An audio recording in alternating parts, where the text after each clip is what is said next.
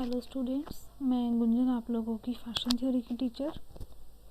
Last video में हम लोगों ने 1800 से 1830 तक के कॉस्ट्यूम्स पढ़े थे, यानी कि हमारी 19th सेंचुरी ये चल रही है। ठीक है, आज हम पढ़ेंगे 1830 से 1865 तक के कॉस्ट्यूम, 1830 से 1865 तक के कॉस्ट्यूम्स। ठीक है, तो स्टार्ट करते हैं। सबसे पहले मेंस ड्रेस। इन वर्षों में ट्रेंडी हेवी फॉर्मल कपड़ों की और थी, जिसमें से रंग धीरे धीरे हटा दिया गया था। जो ये वाला टाइम था, जो ये वाला पीरियड था, ठीक है, जो ये वाले 35 साल थे, इसमें फॉर्मल कपड़ों में ज़्यादा आए। ठीक है, जो बहुत ज़्यादा अभी तक हम लोग उटपटांग कपड़े, फूले हुए, ये सब पढ़ते आ रहे थे, इनका ट्रेंड थोड़ा थोड़ा कम हो गया और फॉर्मल कपड़े आए। रंग बिरंगे कपड़े ख़त्म हो गए थे, थोड़े से लाइट कलर, फॉर्मल कलर, ठीक है, या फिर प्लेन कलर, इस तरह के कपड़े मार्केट में आए। 1850 के दशक तक विशिष्ट स्टीरियोटाइप्ड मर्दाना पोशाक की स्थापना की गई थी, सफ़ेद, ग्रे और काले रंग के रंगों में। यानी कि 1850 तक क्या था कि जो एक मेल कॉस्ट्यूम होता है ना, उस तरह का मार्केट में बहुत ट्रेंड आया, जिसमें कलर्स कौन कौन से आए, वाइट, ग्रे या फिर ब्लैक। सबसे विशिष्ट परिधान टेल या स्कर्ट के साथ एक प्रकार का कोट था। जो सबसे स्पेशल गारमेंट था वो कोट था। कोट में या तो टेल थी, पीछे की तरफ एक पूंछ जैसा कुछ निकला हुआ था, या फिर नीचे की तरफ स्कर्ट अटैच थी। ठीक है, मतलब यानी कि प्लीटेड था नीचे से। अब तक यह 3 रूपों में प्रकट हुआ था: tail coat, frock coat, cutaway. Coat के 3 स्टाइल आए थे, एक तो टेल कोट, एक फ्रॉक कोट और एक कटअवे। इवनिंग ड्रेस के लिए लगभग 1860 तक टेल कोट का फैशन जारी रहा। 1860 तक इवनिंग ड्रेस यानी कि फंक्शनल ड्रेसेस में टेल कोट, जिनमें पीछे एक पूंछ सी निकली हुई होती है, इस तरह का कोट का फैशन मार्केट में चलता रहा। फ्रॉक कोट को शताब्दी की शुरुआती वर्षों में फॉर्मल सिटी अटायर के रूप में पहना जाता रहा। यानी कि जो फ्रॉक कोट्स थे, यानी कि जो मतलब कमर तक फिटेड और उसके नीचे एक फ्रॉक जैसी एक शेप अटैच की हुई थी, इसको उन लोगों ने फॉर्मल में काउंट किया। यानी कि ऑफिस जाना, काम पे जाना, इस तरह के जो फॉर्मल जहाँ पर चाहिए होता है, वहाँ पर उन लोगों ने फ्रॉक कोट को काउंट करा। इस समय ये मुख्य टाउन कोट था। मुख्य टाउन कोट से मतलब है कि इसको लोग बहुत पहनते थे, बहुत पसंद करते थे। इसकी पूरी स्कर्ट घुटने तक थी और पीछे एक वेंट था। जो इसकी स्कर्ट थी, इसमें लेंथ नी तक थी और पीछे एक वेंट का मतलब है कि पीछे एक छोटी सी पट्टी अटैच थी, ठीक है, स्टाइल के लिए। स्कर्ट कमर पर सिला हुआ था, यानी कि कमर तक फिट, और इसके नीचे स्कर्ट की शेप को सिला हुआ था कोट पर। कोट डबल ब्रेस्टेड था और ज़्यादातर ओपन पहना हुआ था। डबल ब्रेस्टेड आपको लोगों को मैंने पहले ही बताया है। डबल ब्रेस्ट का मतलब है कि बटन्स की 2 लाइन, ठीक है, डबल ब्रेस्टेड था और इसको ओपन पहना हुआ था। जो थर्ड स्टाइल था कटअवे ने 1850 तक के दशक में टेल कोट को काफ़ी हद तक बदल दिया।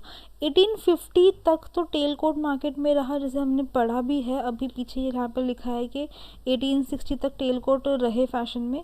ठीक है, 1850 के बाद टेल कोट में काफ़ी चेंज आया। यह फॉर्मल ओकेजन से ज़्यादा युवा पुरुषों के लिए पॉपुलर हुआ।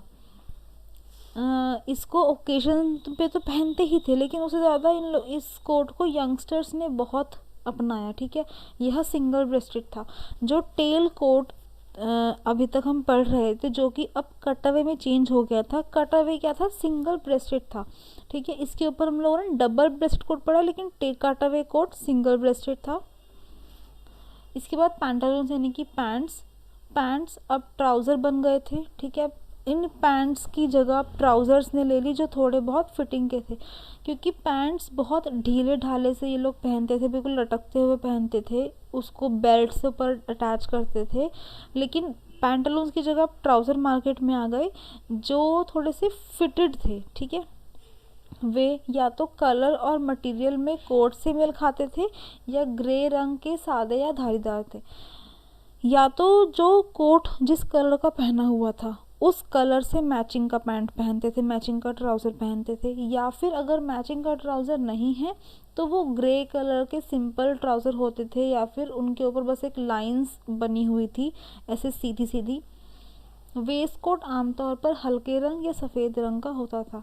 जो ये वेस्ट कोट थे जो कोट के अंदर पहनते थे वो या तो लाइट कलर का होता था या फिर वाइट कलर का होता था। ठीक है, आगे आता है आपका वुमेन्स ड्रेस। स्त्री पोशाक में सिलवट में, शैली में, रंग में, कपड़े और सजावट में बदलाव पुरुषों की तुलना में अधिक तेजी और चिन्हित था। जो फीमेल कॉस्ट्यूम्स थे इसमें चेंजेस बहुत जल्दी जल्दी हो रहे थे। ठीक है, आज के टाइम पर फीमेल कॉस्ट्यूम में चेंजेस बहुत जल्दी जल्दी होते हैं in comparison to men's dresses. ठीक है, तो उस समय भी स्त्री पोशाक की सिलवट में चेंजेस बहुत जल्दी जल्दी हो रहे थे पुरुषों की तुलना में।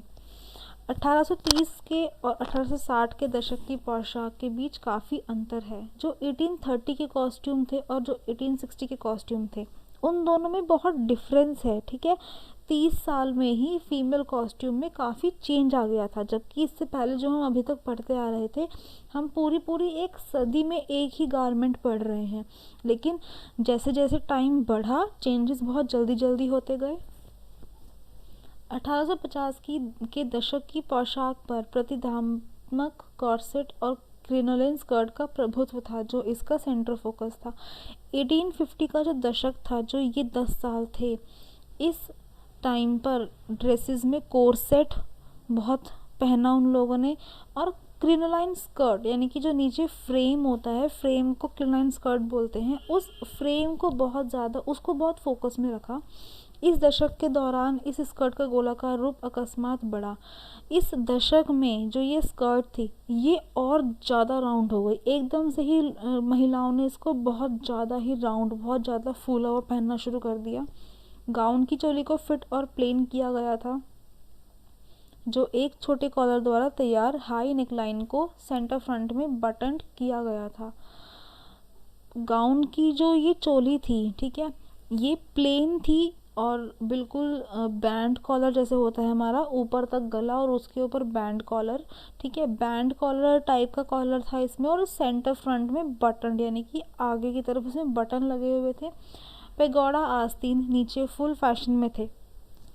पैगोडा आस्तीन किस तरह के थे कि नीचे तक भी बिल्कुल बड़े बड़े, जैसे जिनको हम आजकल टाइम पे बेल स्लीव्स बोलते हैं या सर्कुलर स्लीव्स बोलते हैं, वो भी बहुत छोटे होते हैं, लेकिन उस टाइम पर तो बहुत ज़्यादा बड़े बड़े लूज स्लीव्स चल रहे थे जिनको पैगोडा आस्तीन कहते थे।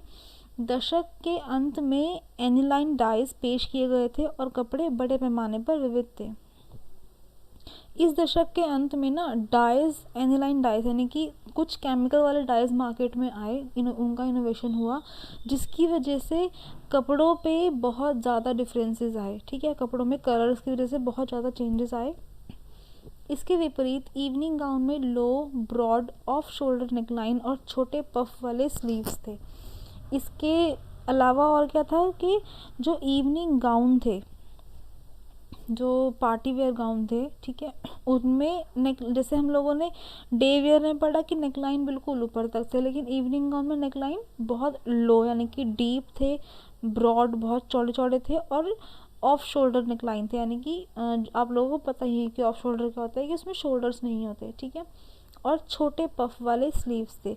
अब डे गाउन में तो हमने पढ़ा कि स्लीव्स बहुत ज़्यादा बड़े थे, ठीक है, फुल थे, लेकिन इवनिंग गाउन में हम क्या पढ़ रहे हैं कि छोटे पफ वाले स्लीव्स थे, छोटे छोटे पफ बने हुए थे बस स्लीव में। आदकतौर स्तर पर 1859 में 100 स्कर्ट फ्लाउंसेस के साथ डिज़ाइन किए गए एक सफ़ेद साटन के एक बॉल गाउन में फ्रांस की महारानी यूजनी दिखाई दी। जो फ्रांस की महारानी थी, ये फ्रेंच, इसमें वर्ड गलत लिखा हुआ है, ये फ्रांस है, यहाँ पर आगरंडा आएगा। जो फ्रांस की क्वीन थी यूजनी, ठीक है, उसकी एक पिक्चर बुक्स में दी गई है जिसमें ये दावा है कि उसने 100 स्कर्ट पहनी हुई थी, 100 स्कर्ट पहनी हुई थी, इतना ज़्यादा उस स्कर्ट में फ्लाउंस था, एक मतलब एक बॉल गाउन वाले पार्टी में। इन इवनिंग गाउन की सजावट सबसे भव्य थी, जिसमें कृत्रिम फूल और रशिंग और रिबन की मात्रा शामिल थी।